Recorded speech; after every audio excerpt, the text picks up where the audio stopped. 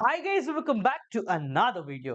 आज हम कक्षा 12वीं business studies chapter number 8 controlling को माइंड मैप के फॉर्मेट में पूरी तरीके से रिवाइज करने जा रहे हैं। अगर आप इस चैप्टर को पहली बार पढ़ रहे हो, चाहते हैं कि 5 मिनट में चैप्टर आपके समझ में आ जाए, तो आई बटन में एक वीडियो है, जाके देख लेना। अगर डिटेल में समझना है, मतलब पौन घंटे की वीडियो में, तो वो भी आई बटन में लगा हुआ है। और अगर अब तक आप बिजनेस स्टडीज की प्रॉब्लम से परेशान हो रहे हो, यानी यकीनन आपने अब तक हमारी हेल्प बुक नहीं ली है, तो अगर अवेलेबल मिलती है आपको डिस्क्रिप्शन में, तो जाके ले लेना। क्योंकि जब हम ये वीडियो शूट कर रहे हैं तब मेरे पास ज्यादा नहीं बची है। ठीक है, सो अगर मिलती है तो जाके लेना, आपकी सारी प्रॉब्लम सॉर्ट हो जाएगी। बट उससे पहले चलिए, सबसे छोटा चैप्टर बिजनेस स्टडीज का 3 टॉपिक है इसके अंदर: नेचर, इंपॉर्टेंस एंड प्रोसेस। इन तीनों को पूरी तरीके से समाप्त करते हैं और देखते हैं कि आपको ये कंट्रोलिंग का प्रोसेस और कंट्रोलिंग के नेचर और इंपॉर्टेंस कितने बेहतर तरीके से आते हैं। चलें शुरुआत करते हैं। चलो बताओ मुझे कंट्रोलिंग की बेसिक सी डेफिनेशन, बहुत बेसिक सी डेफिनेशन। कंट्रोलिंग की बेसिक डेफिनेशन अगर आपको लिखनी है ना, तो मैं कुछ टर्म्स देता हूं, उन टर्म्स का इस्तेमाल करके लिखो। मैं शॉर्ट में बता रहा हूं, आप इसको खींच लेना थोड़ा सा। तो कंट्रोलिंग की डेफिनेशन में आता है, controlling refers to monitoring, monitoring यानी देखना, एंड इवैल्यूएटिंग, इवैल्यूएट करना मतलब देखना उसमें क्या क्या सोचा था, जैसा हुआ वैसा हुआ या नहीं हुआ। क्या बोला मैंने? मतलब जैसा सोचा था वैसा हुआ या नहीं हुआ। तो monitoring and evaluating the performance, performance against set standard. ये डेफिनेशन बहुत इंपॉर्टेंट है, इसको ऐसे ही लिखना। आपको आती है तो वेरी वेरी गुड है। ठीक है, तो monitoring and evaluating the performance against set standard, जो हमने सोचा था उसके हिसाब से अपनी परफॉर्मेंस को देखना, and taking corrective measure, corrective measures, MESURES, if required. ठीक है, तो ये मैंने आपको काफी शॉर्ट में फेजेस के तरीके से ये डेफिनेशन दे दी है, ये टर्म्स दे दी है। इनको लेके आप डेफिनेशन बना सकते हो। जैसे controlling refers to monitoring and evaluating performance of the organisation against the set standard and taking corrective measures for the achievement of organisation goal. इस तरीके से आप डेफिनेशन दे सकते हो। पर कंट्रोलिंग के डेफिनेशन में टर्म्स बहुत जरूरी है, तभी नंबर मिलेंगे। छोटा चैप्टर है ना, इसलिए एक एक चीज काफी काम की है। ठीक है, अब इसके बाद अपन बात करते हैं कंट्रोलिंग का नेचर। देखो, नेचर और फीचर ये दोनों एक ही होते हैं। तो ये मत बोलना सर मेरी किताब में नेचर नहीं है, फीचर है। फीचर हो या नेचर हो, दोनों एक ही बात है। चलो बताओ तुम्हें कितने आते हैं। Let's see how much nature और feature of controlling do you know. ठीक है, तो यहां लिखते हैं नेचर ऑफ कंट्रोलिंग, है ना। ज्यादा नहीं है वैसे, 3-4 ही है। तो फटाफट से बता दो मुझे। 3 तो बहुत जेनरिक है, फटाक से बताओ। सबसे पहला, कंट्रोलिंग क्या है सर? अरे कंट्रोलिंग सबकी तरह एक गोल ओरिएंटेड प्रोसेस है। क्योंकि कंट्रोलिंग में हम क्या करते हैं, कंट्रोलिंग में जो प्लान करा है उसके हिसाब से देखते हैं कि काम हो रहा है या नहीं हो रहा है। नहीं हो रहा है तो उसको सुधारा जाता है। और क्या लिख सकते हो सर? कंट्रोलिंग हर जगह चाहिए, it is a pervasive function, pervasive function. और बताओ चलो एक दो, एक मैं और लिख देता हूं अपनी इच्छा से। Controlling is a continuous process, लगातार करना पड़ता है, रोज देखना पड़ता है कि हमारे काम जो है सोच के हिसाब से चल रहे हैं या नहीं चल रहे। कंट्रोलिंग का एक और ऐसा फीचर है, जरा सोच के बताओ क्या होता है, जो सबसे इंपॉर्टेंट है। मतलब मेरा मानना है कि वो तो आपको एज इट इज याद होना चाहिए। बताओ।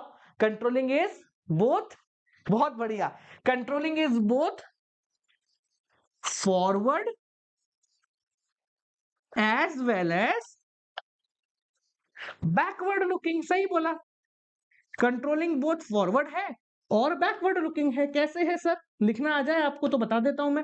फॉरवर्ड लुकिंग इसलिए है क्योंकि हमने कंपेयर करने के बाद अगर गड़बड़ निकली, 95 सोचा था 90% आए, तो अगर गड़बड़ निकली है तो आगे क्या करना है ये हम सोचते हैं, आगे के लिए प्लान बनाते हैं, तो इसलिए फॉरवर्ड है।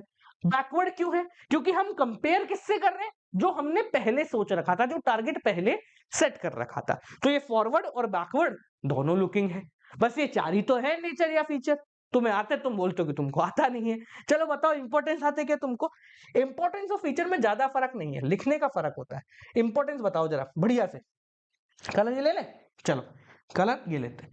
हाँ भाई, फीचर्स हो गए तो इंपॉर्टेंस पकड़ते हैं। इंपॉर्टेंस तो 4-5 हो सकते 6 लिख लेंगे यार।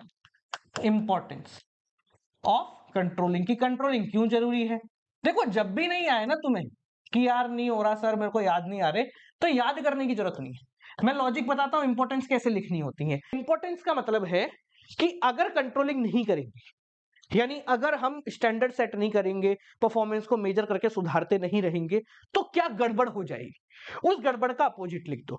जैसे अगर हम लगातार मॉनिटर नहीं करेंगे तो हमारा गोल कभी अचीव ही नहीं होगा।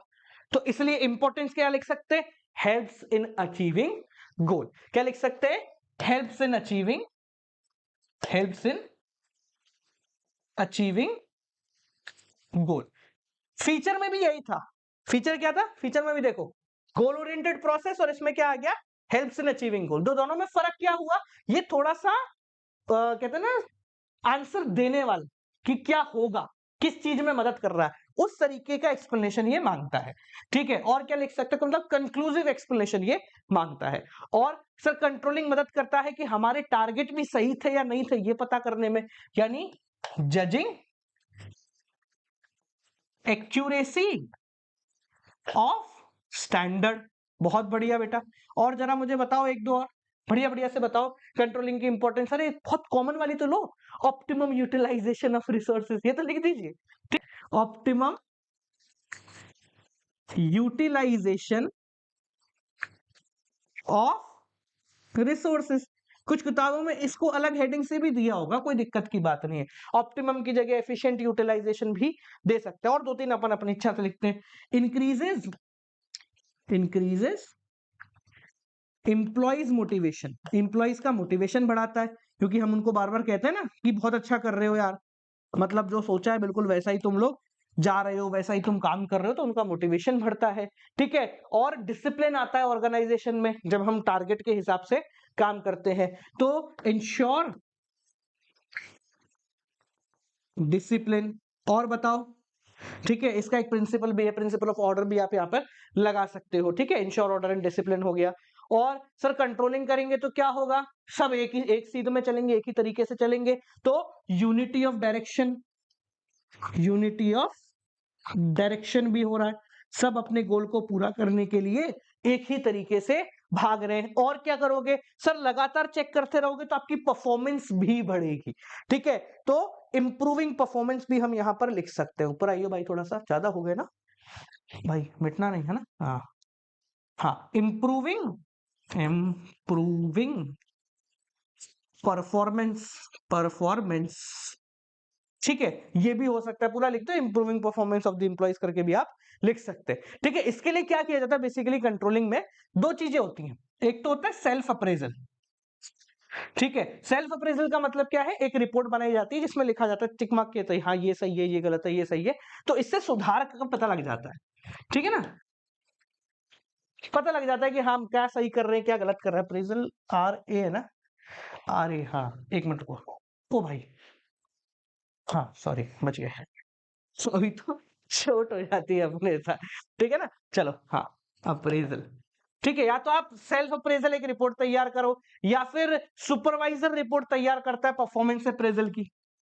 दोनों तरीके ही बेस्ट है, या तो आप खुद के लिए रिपोर्ट कार्ड बनाओ, या फिर आपका जो हेड होगा वो आपके लिए रिपोर्ट कार्ड बनाएगा। और कंट्रोलिंग का एक फीचर क्या हो सकता है, रिड्यूसेस एरर, रिड्यूसेस एरर्स। इसकी जगह आप रिड्यूसेस ओवरलैपिंग ऑफ वर्क भी कर सकते हो, क्योंकि कंट्रोलिंग में हम क्या कर रहे हैं, देखते जा रहे हैं कि हमने जो काम सेट करा था उसके हिसाब से काम हो रहा है या नहीं हो रहा। कंटिन्यूस मॉनिटरिंग हो रही है ना, लगातार देख रहे हैं बैठ के, हाँ, तो चीटिंग होने की प्रोबेबिलिटी, चीटिंग होने के चांसेस क्या है, कम है। ठीक है, अब बात करते हैं कंट्रोलिंग के प्रोसेस की। याद रखें एक टॉपिक इसके बीच में है, प्लानिंग एंड कंट्रोलिंग। ये दोनों बहुत काम के हैं। ठीक है, वैसे तो इसका डायरेक्टली अब क्वेश्चन नहीं आता है, पिछले साल से हट गया है, ये ज्यादा इंपॉर्टेंस नहीं है इसकी, but still planning and controlling ये दोनों एक ही चक्के के दो पहलू हैं, क्योंकि जहां प्लानिंग शुरू होती है कंट्रोलिंग वहीं आके एंड हो जाती है, और कंट्रोलिंग के एंड से ही प्लानिंग शुरू हो जाती है। अगर बात करें कि यार कंट्रोलिंग करते कैसे हैं सर, प्रोसेस बताओ जरा कंट्रोलिंग का, तो यहाँ पर अपन कंट्रोलिंग का बढ़िया सा प्रोसेस लिखते हैं। पहले इसको थोड़ा सा छोटा करते हैं, मतलब इट्स टू ह्यूज ना, थोड़ा सा छोटा। हाँ चलो, हाँ भाई जरा बताओ तुम्हें कितना आता है, फिर मैं बताऊंगा मेरे को कितना आता है।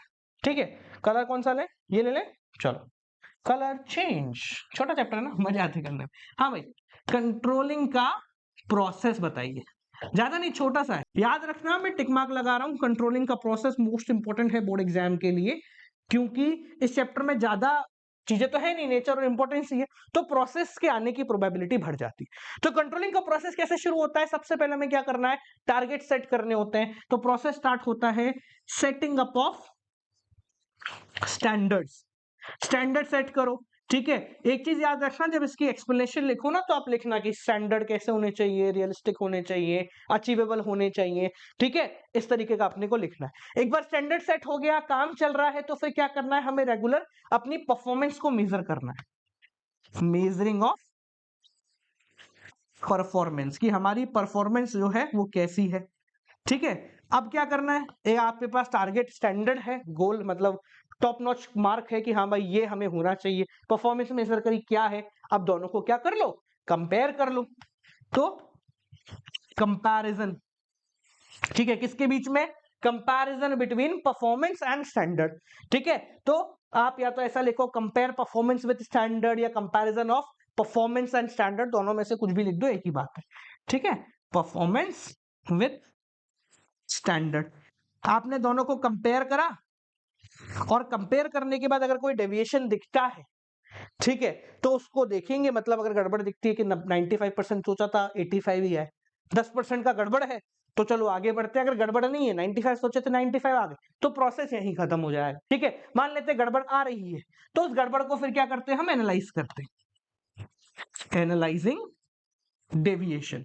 अब जो ये डेविएशन है ना, देखो ये ना दो प्रकार के हो सकते हैं। कौन कौन से प्रकार के हो सकते हैं, पहले इसको समझना। एक होता है critical point control, critical point control, ठीक है। क्या बोलते हैं इसको शॉर्ट फॉर्म में, पता है किसी को, केरास, की एरियाज, की एरियाज, KRAS ऐसे इसको लिखते हैं। और दूसरा होता है MBE, यानी कि मैनेजमेंट बाय एक्सेप्शन, एक्सेप्शन। दोनों में मतलब समझ लो, वैसे तुम्हें पता होना चाहिए। देखो क्रिटिकल पॉइंट कंट्रोल का मतलब ऐसी जगह गड़बड़ हो गई जो होनी ही नहीं चाहिए थी।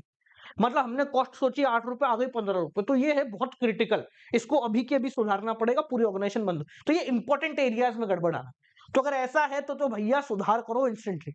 दूसरा होता है मैनेजमेंट बाय एक्सेप्शन, की बात ठीक है, रिफ्रेशमेंट में 2000 रुपए जाने चाहिए, तो 2100 रुपए चले, तो ठीक है, ये 100 रुपए कोई बात नहीं। एडवर्टाइजमेंट में 2 लाख रुपए खर्च होने चाहिए, तो 2 लाख 2000 हो गए, कोई बात नहीं, चलता है थोड़ा बहुत। तो ये चेक करना कि आपका जो डेविएशन है, यानी जो गड़बड़ आई है, वो कितनी आई है। ऐसी गड़बड़ है जिसको अभी देखना है, ऐसी गड़बड़ है जिसको चल सकते हैं अगली बार, ठीक है, ध्यान रखेंगे। तो अगर ठीके वाली गड़बड़ है, यानी मैनेजमेंट बाय एक्सेप्शन है, तो छोड़ो, खत्म हो गया प्रोसेस। पर अगर क्रिटिकल पॉइंट कंट्रोल है, यानी ऐसी जगह गड़बड़ हुई है जहां पर सुधार कार्य करना जरूरी है, तो पॉइंट नंबर 5 आता है यहां पर, टेकिंग